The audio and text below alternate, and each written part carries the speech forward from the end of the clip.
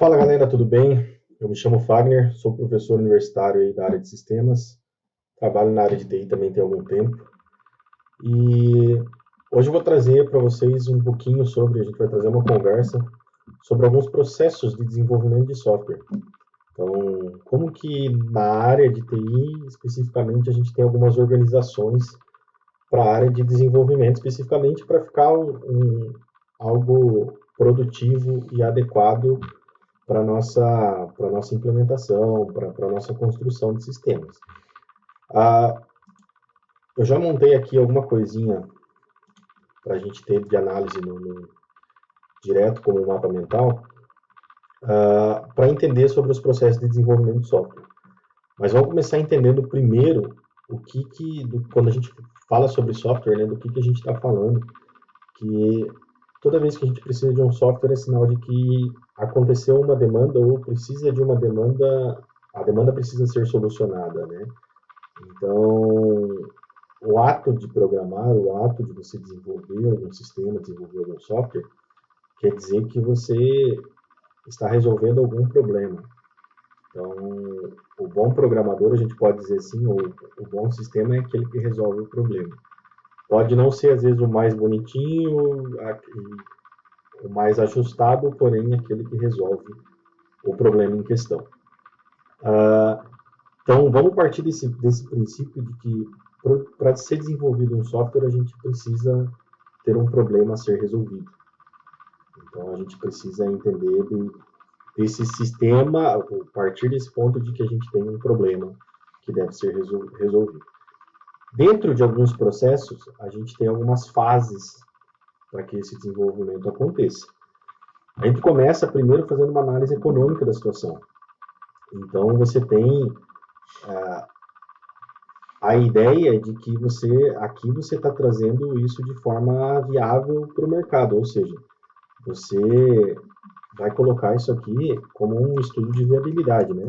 Então você pode chamar isso como um estudo de viabilidade para ver se isso realmente é comercial, para ver se isso realmente vale a pena você investir todo aquele esforço para resolver aquele problema, para fazer análise sustentável da coisa toda. Se você vai ter problemas de remuneração, se o fluxo de caixa, se as entradas vão ser condizentes com as saídas, principalmente de dinheiro. Aqui a gente está falando especificamente de contabilidade, de você inserir a função monetária na tua aplicação. Óbvio que às vezes algum software a gente acaba desenvolvendo sem fins lucrativos, né?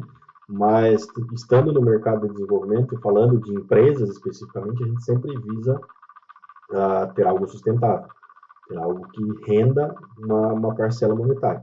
Então, quando a gente fala de análise econômica, a gente está falando muito de estudo de viabilidade. Então, você vai ter os custos, os custos de produção, né, daquilo que vai ser implementado. Então, isso aqui a gente pode fazer de várias formas, existem várias metodologias que a gente consegue aplicar dentro desse cenário. Muitas delas são aquelas metodologias do tipo Canvas, né, do qual você tem alguns quadros de desenvolvimento que você pode mapear. E aqui o X da questão e o importante do negócio é que tudo esteja documentado, ou seja, tudo esteja escrito de alguma forma, por mais que seja a forma visual como isso vai estar estruturado, ela é meio que depende de empresa para empresa, depende de produção para produção. Mas o mais importante aqui é que isso esteja visual para que você consiga mensurar isso economicamente. Você vai fazer o estudo, os custos de produção, se os custos que envolvem o meio, né? Se você vai ter custo de servidor, você vai fazer análise de riscos do negócio, ou seja, aqui a gente tem uma análise bem conhecida que é a análise de cenário que a gente pode fazer, que no mercado a gente conhece ela como análise SWOT, ou no Brasil a gente conhece como FOFA, né? Análise FOFA. Por que análise FOFA? porque a gente vai determinar quais são as forças do nosso negócio, as oportunidades, as fraquezas e as ameaças do nosso negócio. Então, tendo o quadro descrito aqui, a gente consegue mensurar exatamente onde estão os gargalos de produção, onde a gente vai ter problema para implementar a situação toda. Então, essa primeira etapa aqui, ela às vezes foge muito da parte de codificação especificamente. A galera que gosta de programação, quando a gente fala de vamos fazer um projeto novo, chega a coçar o dedo, né? O dedinho ali chega a tremer de vontade de implementar. A galera quer código, quer codar, né, especificamente. Se você falar que tem um projeto novo, vai ter gente aí que já vai estar com o notebook aberto e com o Visual Studio aberto já para começar a implementar. E muitas vezes não é dessa forma. Ou 90% das vezes a gente não faz dessa forma. Se a gente tem um projeto novo, a primeira coisa a gente vai analisar e vai planejar.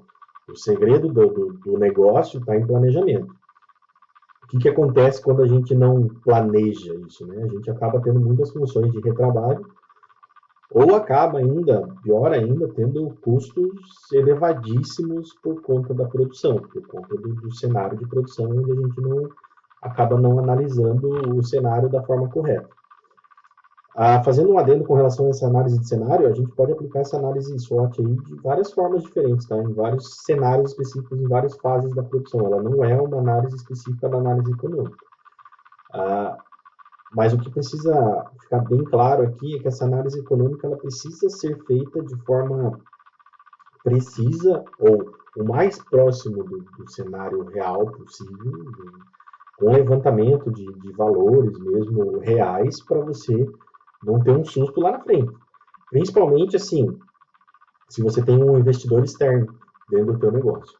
Então, essa análise econômica que a gente faz é algo que precisa estar alinhado. E geralmente a gente coloca ela como primeira fase do processo, justamente para saber se vale a pena você ter esse desenvolvimento, essa força toda, despender toda essa energia de tempo de uma galera de desenvolvimento, de uma galera de produção, para saber se isso vai ter retorno futuramente ou não, se a empresa vai conseguir pagar esses desenvolvedores, se vai conseguir se pagar pelo menos, né?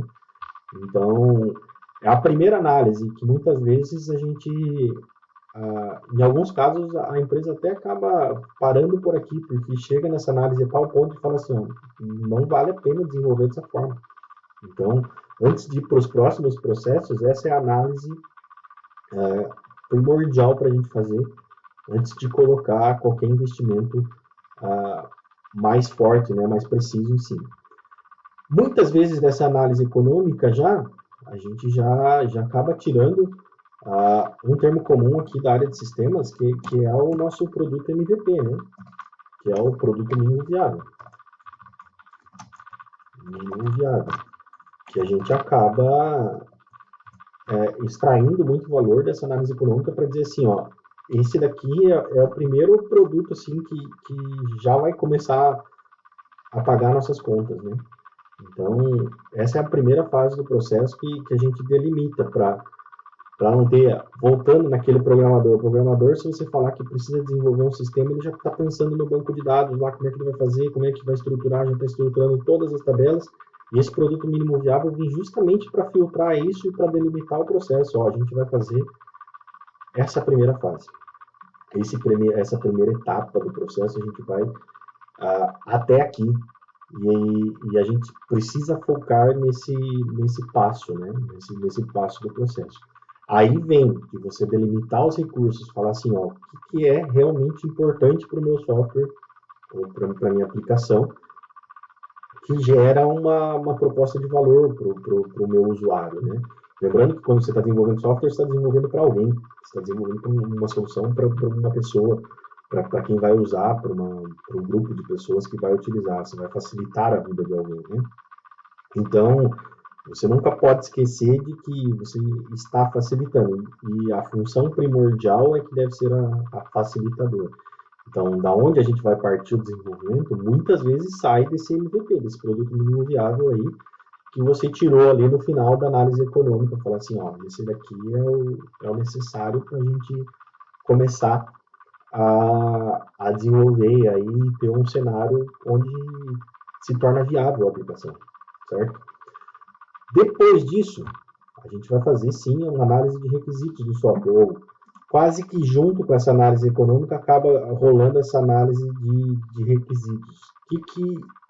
Do que se trata desse processo da análise de requisitos, né? Se trata de você inserir os requisitos do sistema mesmo, né? Então, você vai ter um sistema onde vai precisar de um banco de dados, e aqui a análise de requisitos mesmo. Que tipo de banco de dados vai ser esse banco de dados? Vai ser do tipo MySQL, vai ser do tipo Postgres, vai ser do tipo Firebase, ou qualquer outro tipo de sistema, gerenciador de banco de dados, aí, qualquer sistema de banco de dados, que vai ser a implementação. Como que os nossos programadores estão acostumados aí, vai ser uma aplicação web, vai ser uma aplicação vai ser estático, vai ser do tipo sandbox, né, que é aquela aplicação de caixinha que a gente está acostumado, que a gente instala a aplicação no computador do usuário e ele vai usar essa aplicação dessa forma, sempre do mesmo jeito. O que vai precisar para viabilizar isso, para viabilizar essa aplicação, né? Então, que tipo de componentes, né? Então, você vai ter a análise de requisitos, que você vai ter a descrição de todos os requisitos. Então aqui também vai entrar os desenvolvedores. Por quê? Porque eu preciso saber que tipo de plataforma que esses desenvolvedores trabalham. Você vai precisar saber quantos desenvolvedores. Eu tenho um cara na minha equipe aqui que é do tipo full stack. Ele desenvolve front-end e back-end simultâneo. Aí o cara se vira bem, ele consegue subir boa parte da aplicação sozinho. Mas e qual linguagem que ele está usando esse front-end, né? Que tipo de ferramenta que ele está utilizando? Aonde que a gente vai alocar esses recursos? Você vai alocar numa AWS? Você vai usar local web? Que tipo de servidor de prestação de serviço você vai usar? Não, eu tenho um servidor próprio, vou estruturar um mainframe local aqui que vai sanar meu problema, vai sanar minha dúvida. Então, essa análise de requisitos, ela vem já meio que em conjunto com a análise econômica. Por quê? Porque tem muito custo da análise econômica que vai depender dessa análise de requisitos. Então, qual que é o X da questão aqui que a gente vai, que você precisa entender, né? É que muitos desses processos, óbvio que a gente tem um passo a passo, um primeiro, um segundo, um terceiro, mas muitos deles vão acontecer simultaneamente. Eles precisam acontecer. É a mesma coisa que aqui a gente tem descrito lá embaixo a fase de documentação, mas essa documentação na análise econômica ela já está acontecendo. Você precisa documentar essa análise econômica, né? Então, alguns a gente consegue fazer meio que simultâneo, ou a partir do momento que eu já fiz o estudo de viabilidade, a hora que eu chego nesses custos de servidor, eu já começo a fazer essa análise de requisitos. Por quê? Porque ele já caiu nesse ponto onde a gente já consegue mensurar o quanto eu vou gastar. E junto já vem o próximo assunto nosso aqui, que são as especificações de usuário. Então você já consegue estruturar essas especificações, já consegue delimitar que tipo de usuário que a gente está lidando, né? Com qual tipo de pessoa que está atendendo o nosso serviço. E aí aqui cabe uma ideia interessante, ou estar atento para o fato de que você está desenvolvendo para esse usuário. Então você nunca pode esquecer disso aí. Alguém vai utilizar esse teu sistema. Então não é o jeito que é mais fácil de você utilizar o sistema. Você precisa entender que as pessoas precisam entender e precisa facilitar a vida dela. Se o teu sistema não facilita a vida dessa pessoa, a chance dela não utilizar o teu sistema é muito grande. Então, tem que tomar esse cuidado. E aqui nessas especificações de usuário, a gente vai ter algumas especificações do tipo que tipo de máquina que está inserido no usuário, ou se você pega uma região onde o agronegócio é muito forte, né?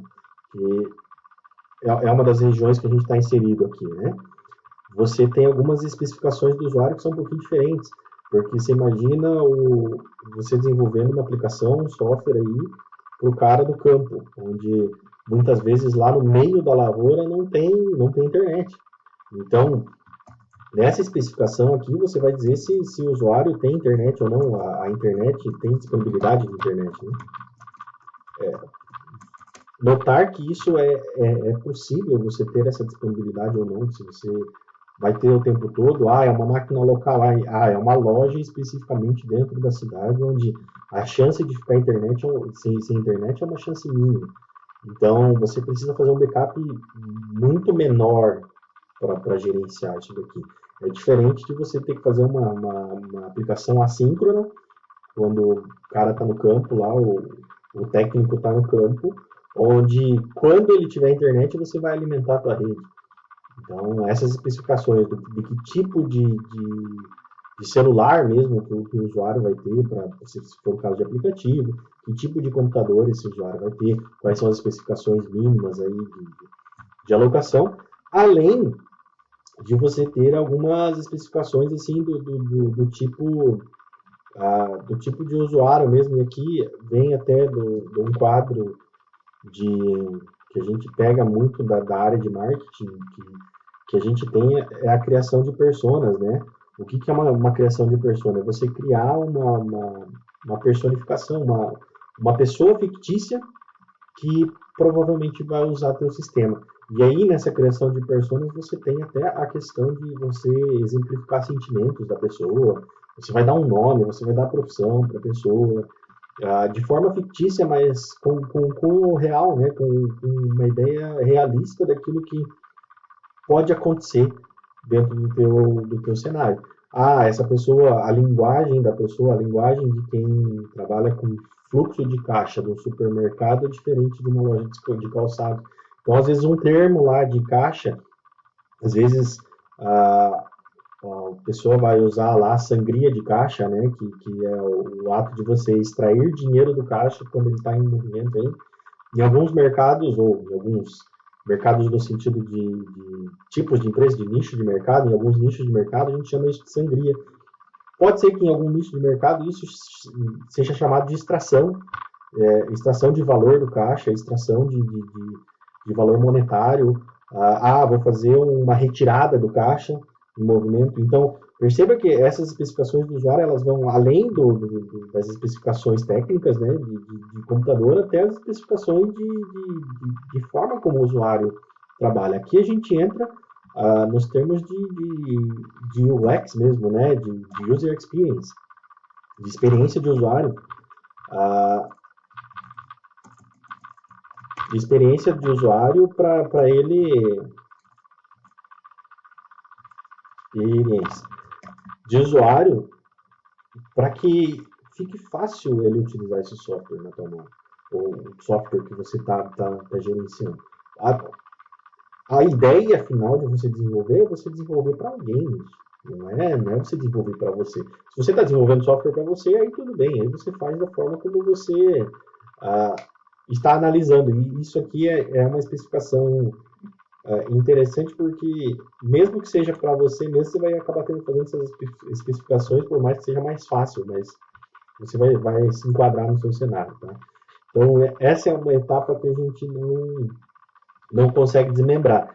E percebam que quando a gente faz análise econômica, a gente faz análise de requisito de software. Aí, quando a gente está fazendo algumas especificações de usuário, pode ser que role uma revalidação, ou a gente precise revalidar as análises de requisito do software. Por quê?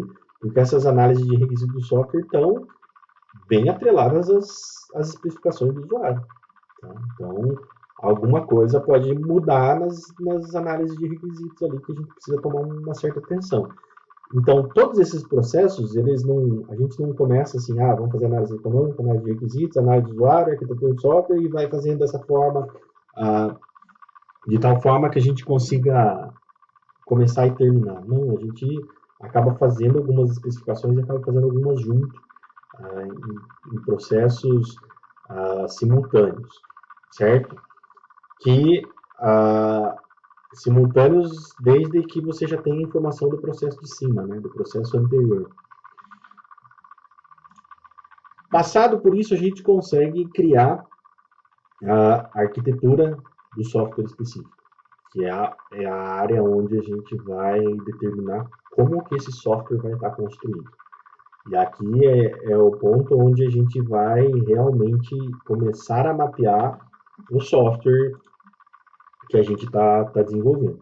Aqui vão entrar algumas coisas, como a prototipagem, que é algo que você vai fazer um protótipo clicável ou fazer um protótipo de telas na mão, alguma coisa nesse sentido para você entender como que essa arquitetura se comporta antes de desenvolver especificamente. Tá? Você tem essa prototipagem como modelo antes do desenvolvimento ainda. Por quê? Porque quando você tem um modelo clicável já, ou algo que você consegue analisar fluxo de tela, você consegue minimizar problemas na hora de desenvolver. E aí a galera que gosta de programação aqui deve estar se mordendo, por quê? Porque aqui ainda a gente não colocou, não escreveu nenhuma linha de código ainda. E não vai escrever nesse momento. Por quê? Porque você precisa primeiro delimitar aquilo que você vai fazer antes de implementar especificamente. Quantas vezes não faltou aquele botão?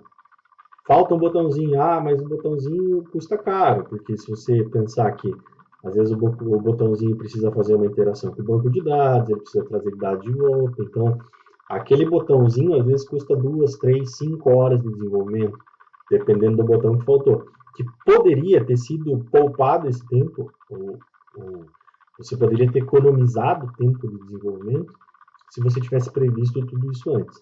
Então, nessa arquitetura do software é onde a gente consegue estruturar. E aqui vem os modelos de você prototipar, fazer canvas, fazer todo modelo, desde diagrama de blocos, os diagramas de classe, os DARs, e o diagrama de banco de dados, todos os diagramas possíveis para você entender a aplicação, para você determinar fluxo da aplicação, a tela de login, quais são as situações onde a tela de login vai apontar. A gente não gosta muito de dar o exemplo da tela de login, por quê? Porque a tela de login tecnicamente não é uma tela de valor para o usuário, ela é uma tela de acesso, né? Então ela é uma tela de segurança, porém é uma tela que, se a gente for parar para analisar, a gente não está agregando tanto valor para o usuário especificamente, mas pensem numa tela de login, a quantidade de situações que ela pode gerar. A primeira tela que a gente pensa na tela de login, a primeira situação que a gente pensa é que uma tela de login, ela tem dois campos de usuário sem logar, mas que vão levar para a tela inicial do sistema, né? Mas ela apresenta outras situações, como o usuário errar a senha, o que vai acontecer com essa tela? Se ele esqueceu a senha, muitas vezes a gente pega muita tela de login sem o botão de esqueci minha senha. E aí, você vai ter que, quando o usuário esqueceu a senha, o teu software já está em produção lá, já tá em desenvolvimento, o negócio o cara está apressado, ele precisa acessar o sistema, ele esqueceu a senha. E aí, ele vai ter que ligar no suporte? Vai ter que mandar um e-mail, esperar 24 horas para recuperar essa senha? O que ele vai precisar fazer? Tá? Então, isso aqui vai mandar para outra tela. Apareceu um usuário novo, apareceu um funcionário novo. Quem que cadastra esse usuário? Quem que determina a senha, a primeira senha inicial? Ele consegue fazer o cadastro manual? Precisa estar nessa tela de login? Precisa de um acesso superior? Precisa de um acesso de administrador? Então, eu percebo que a tela de login, especificamente, ela não é uma tela das mais simples para você desenvolver, para você prever todos esses botões.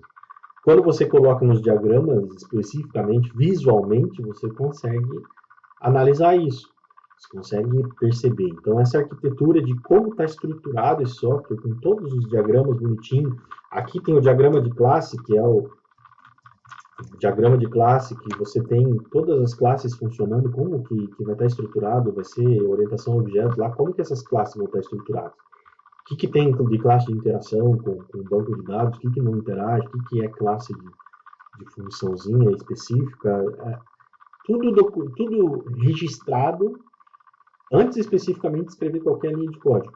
Então, parece, num primeiro momento, isso daqui parece uma perda de tempo. Porque a gente está, mas você está escrevendo um monte de coisa, está escrevendo um monte de documento e não tá desenrolando. Tá, por quê? Porque a partir do momento que você tem visual aqui, você tem aquele MVP lá de trás, bem definido, você já tem aquela situação onde você consegue delimitar quais são os passos de cada aplicação. Então você consegue mapear exatamente o que o programador precisa fazer, exatamente o que as pessoas da tua equipe, o que o teu time precisa realizar de atividade. Então, não é isso daqui, não pode ser visto como estamos perdendo tempo de desenvolvimento. Não, a gente está ganhando muito tempo de desenvolvimento, porque faltar um botão no final do processo, um botão de acesso crítico, é algo muito custoso. Você tem muito retrabalho para fazer, você tem muita mão de obra atrelado ao processo todo, certo? Então, depois que você tem toda essa arquitetura já mapeada, tá? O processo está todo mapeadinho, bonitinho, faz aquela revalidação de novo, opa, está batendo com o nosso MVP lá de cima, lá da análise econômica, ok, isso aqui é o mínimo necessário. Você pode fazer dentro dessa arquitetura, não precisa ser só do MVP, né? Você pode fazer de toda a aplicação, desde que você determine ou delimite qual que é o teu produto mínimo viável dentro da arquitetura, né? De software. E aí você consegue ter um ponto de partida, você vai ter da onde você vai começar a estruturar esse teu software para que você consiga gerenciar isso da melhor maneira possível. E aí sim, depois que você tem toda essa arquitetura delimitada, você tem a implantação. Aí aqui a implantação do software é a fase onde a gente entende como duas formas, né, a implantação. Você tem o desenvolvimento, né, da aplicação específica na implementação, né? Então você está implementando tudo aquilo que você analisou, ou fez de documentação ali, tudo aquilo que você já registrou.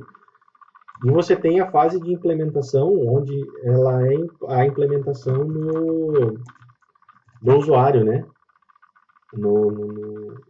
É você subir o software, você colocar em produção, né? Então, ela tem, dentro desse processo, você tem meio que duas vertentes aí, duas situações, né? Então, você tem toda a fase de desenvolvimento, que é a implementação do software, de codificar mesmo, de colocar isso, tirar do papel e colocar isso para funcionar. E você tem a parte de colocar isso em produção, de colocar no cliente real lá, funcionando no cliente, que também é uma fase de implementação, que você está desenvolvendo, você está entregando o teu sistema, o teu software especificamente, certo? Então tem essas fases aí que a gente acaba não conseguindo pular muita etapa. Então, o programador, mas eu preciso contratar o programador só agora? Não. Principalmente na análise de requisitos de software, o programador ele entende muito daquilo que ele vai precisar. Então, você vai precisar desse indivíduo, você vai precisar dessas pessoas conversando entre si. Desde a fase de análise econômica, você não descarta ninguém do teu time para desenvolver. Você precisa que todo esse teu time esteja trabalhando em conjunto. Por quê? Porque o programador ele entende que lá na análise econômica ele vai falar assim, para fazer esse sistema específico, a gente não precisa de tanto recurso assim, a gente não precisa desse tipo de recurso. Já o cara do marketing que está junto lá, que vai vender o negócio, vai falar, não, mas isso daqui pode funcionar como venda para nós. Então, é importante que todos os integrantes participem de grande parte desses processos, né? Desde a análise de requisitos, você tem que pensar que você está, de certa forma, você está vendendo isso daí para o cliente, né? Então, a gente não pode descartar nenhum elemento e de preferência que o time todo trabalhe junto nos processos. Eles podem, cada um fazer suas atividades específicas, mas eles precisam estar cientes de todo o processo, de tudo aquilo que aconteceu. Então, a fase de implementação ela vem para colocar em prática todos esses diagramas, toda essa fase de validação, né, que já aconteceu lá atrás. E aí é importante que dentro dessa fase de implementação, os stakeholders, né, as pessoas envolvidas no teu processo, lá de cima, eles também participem dessa implementação, porque eles vão precisar testar, vão precisar analisar, ver se essa implementação está sendo solucionada, se a dor do teu cliente, se o calo, né, o problema está sendo realmente resolvido. Então, essa fase de testes, ela também passa por vários níveis, né, de testes. Então, você tem o teste da própria equipe, né, que pode ser realizado. Ah, você tem o teste externo, pode ser numa incubadora, pode ser uma empresa teste, pode ser com alguns técnicos específicos. Ah, vamos mandar uma barra de teste aqui para produção. Como pode envolver níveis simplesmente gerenciais, são testes, às vezes, de teste de função. Então, você tem um analista de teste lá que vai realizar aquele teste de propriedade mesmo, teste de classe, para ver se está funcionando, se não tem nenhum bug dentro do sistema. Então, é legal que essas pessoas estejam envolvidas no processo. E é legal que todo time teste a aplicação, né? O que a gente geralmente recomenda é que esse teste seja feito, óbvio que o desenvolvedor pode testar, o programador especificamente, ele pode testar e deve testar, mas os testes finais, principalmente, não devem ser feitos pelos programadores. Por quê? Porque existe o teste viciado, né? O programador, ele está fazendo aquela função, ele já espera aquele resultado. Já o usuário ou outras pessoas do time que estão envolvidas ali, elas não sabem elas suspeitam daquele, elas esperam aquele resultado, mas elas podem seguir caminhos diferentes. Então, o programador ele tem uma tendência a fazer muito teste viciado. Por isso que as empresas, de uma maneira geral, quando elas tomam um certo porte, elas têm pessoas específicas para fazer testes. São analistas de testes específicos para ter essa equipe ali trabalhando de forma que não deixe passar nenhum bug para a produção. Além disso, a gente consegue fazer teste na base de cliente mesmo, numa base real, onde a gente tem o cliente real testando e reportando. Vamos soltar para a produção, vamos soltar em níveis menores, né? Vamos soltar em processos menores aqui para ver o efeito da aplicação. Vamos soltar naquele cliente que a gente já tem um contato mais próximo e já alertar ele, né? Deixar uma base de backup pronta ali. Vamos fazer 15, 20 dias de teste para ver se está funcionando da forma adequada, um cliente que está acostumado a trabalhar dessa forma, né? Ou vamos estipular um dia de teste, a gente manda a aplicação para o campo, manda uma aplicação de teste para fazer o teste controlado, né? E tudo isso passa por uma documentação, né? Então, essa fase de documentação específica, ela acontece em todas as fases do processo. Então, por isso que a gente não pode dizer que isso daqui é um passo a passo, assim. Não é como um algoritmo ali que precisa acontecer análise econômica, precisa acontecer análise de requisitos, ela não funciona dessa forma. A documentação, ela é feita em vários níveis também. Então, você tem toda essa documentação de cenário que a gente está fazendo, que a gente analisou, né? Você tem análise econômica, você faz uma documentação referente à análise econômica. Além disso, você tem a documentação de software, né? Que aí a documentação do software específico, você tem a documentação geral, né, de todos os processos, documentação dos processos, e você acaba tendo a documentação do software, né? Documentação do software. Que essa documentação do software, ela passa por esse processo, principalmente lá na arquitetura, né, onde a gente já começou essa documentação, a gente começou a fazer todos os diagramas, e você acaba fazendo documentação, em alguns casos a gente acaba fazendo no próprio comentário do desenvolvimento, né, onde a gente acaba comentando o que faz a função para que fique mais fácil fazer manutenção. Então você tem alguns níveis de documentação onde você tem a documentação específica do software que ela visa principalmente, além de você entender, ela visa principalmente facilitar o trabalho em equipe. Por quê? Porque quando está documentado, muitas vezes a gente, por desenvolver, às vezes você desenvolveu uma função lá, tem mais de um mês que você desenvolveu a função, você não vai lembrar especificamente como que você fez aquilo ou como que você estruturou. Você sabe como você fez, mas você não lembra o processo todo que atrelou dentro do desenvolvimento. Então, quando está documentado, fica muito mais fácil de você analisar os pontos ali, uma forma de leitura rápida, você consegue analisar essa documentação. Além do que, às vezes, uma documentação aqui, ela pode entrar também como nível de tutorial, né, para o teu usuário. Então, ela se apresenta de várias formas. No nível de tutorial para o usuário, às vezes é um documento que você manda, ou a ajuda do software lá, que ela explica como que é o funcionamento da tua aplicação específica. Então, para o usuário, para você evitar, às vezes, uma ligação para o suporte, você acaba entregando uma documentação de funções ali, descrita mesmo, de como aquele software funciona, né? Então, isso evita algum tipo de ligação, de manutenção que você tem que fazer posterior. Então, querendo ou não, isso poupa um certo tempo. Ah, mas vai desgastar. Isso daqui, todo mundo a grande maioria da área de TI acha a documentação uma parte chata de fazer. Por quê? Porque você tem que registrar tudo aquilo que você está fazendo. E é muito mais legal você entrar na parte de produção, especificamente, na parte de codificação, né? Fazer código. Mas é algo extremamente importante que te ganha um tempo absurdo no final das contas. Quando você coloca todo esse tempo de planejamento na conta de relógio mesmo, de time, você percebe que isso aqui é um ganho de tempo mais do que perda de tempo. E na próxima fase do processo, óbvio que vem uma fase de você prestar suporte daquilo que você está desenvolvendo. Né? Vamos fazer um suporte, vamos facilitar o suporte, vamos fazer um suporte restrito. Não vou oferecer suporte 24 horas. Quando que eu preciso oferecer suporte 24 horas? Quando a aplicação funciona 24 horas. Vou fazer uma aplicação para farmácia que funciona 24 horas, eu até consigo delimitar. Mas eu tenho alguns clientes restritos que pode ser que vão reclamar que deu problema no sistema lá 3 horas da manhã e não tinha ninguém para resolver. Então, existe esse risco, né?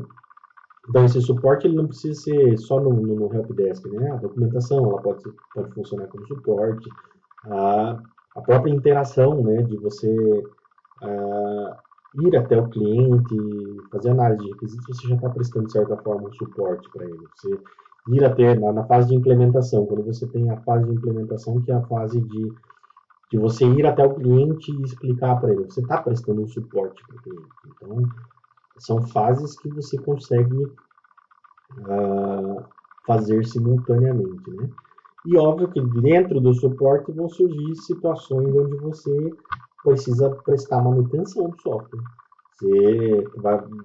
Muita coisa assim, mesmo que você teste 100%, algumas coisas ainda acabam passando, ou passa algum resquício não previ aquele cenário que acontece especificamente em um cliente de 100 que eu tenho. Então, a manutenção do software ela acontece diariamente. Tem algumas coisas, às vezes uma função que não está sendo bem utilizada ou está sendo subutilizada, às vezes se você só mudar o posicionamento do botão, você passa a utilizar essa função com muito mais frequência. Ou o posicionamento de um menu onde o usuário não consegue achar a função específica, você simplesmente organizar o menu como a User Experience explica ali, de você agrupar menus semelhantes, você consegue fazer com que as pessoas utilizem muito mais o teu sistema. Então, são coisas que você consegue delimitar ou você consegue fazer durante a manutenção, depois que o sistema está em produção. Por mais que você crie uma equipe de testes especialista naquele mercado, naquele nicho de mercado, o negócio, quando vai para a produção, acaba tomando proporções um pouquinho diferentes. Então, você tem um cenário extremamente real e você tem, dentro do cenário real, às vezes você tem situações onde você acaba extrapolando e você não consegue prever a situação. Então, a manutenção ela vem para correção de possíveis problemas dentro do sistema.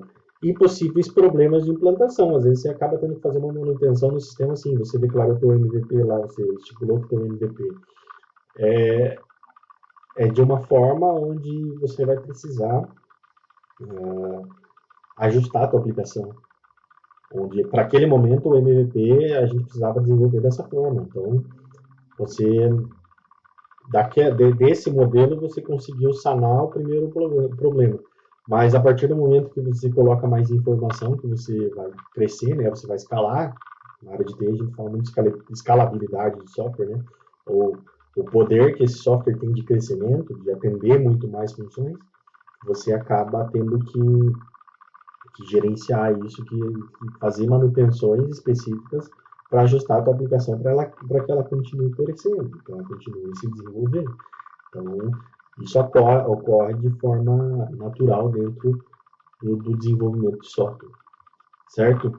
Então, a única coisa que a gente precisa se atentar aqui é que algumas dessas etapas não acontecem na sequência, elas não acontecem sequencialmente, elas podem acontecer de forma simultânea, desde que algumas etapas da sequência anterior estejam concluídas. Então, você precisa de alguns critérios aí meio que primordiais, né, para saber da onde que você está saindo. Essa análise econômica, a análise de requisitos aponta muito isso, aonde que a gente está pisando, da onde a gente pode começar e aonde a gente quer terminar. Então, isso é de extrema importância. Esse é um padrãozinho que acontece. Tá? Alguns autores trazem isso de forma diferente, algumas empresas trabalham com processos de forma diferente, alguns menos, alguns mais, mas isso é um cenário onde a gente tenta abranger o máximo do cenário de produção especificamente. Não quer dizer que todas as empresas trabalhem dessa forma, mas a gente tende a organizar o processo ou a planejar um pouquinho melhor para que você evite custos excessivos e para que o fluxo de trabalho fique legal, fique agradável para todo mundo que estiver desenvolvendo. Espero que tenham compreendido aí o cenário de uma maneira geral, certo? E que tenha contribuído aí no desenvolvimento de sistemas de vocês. Valeu?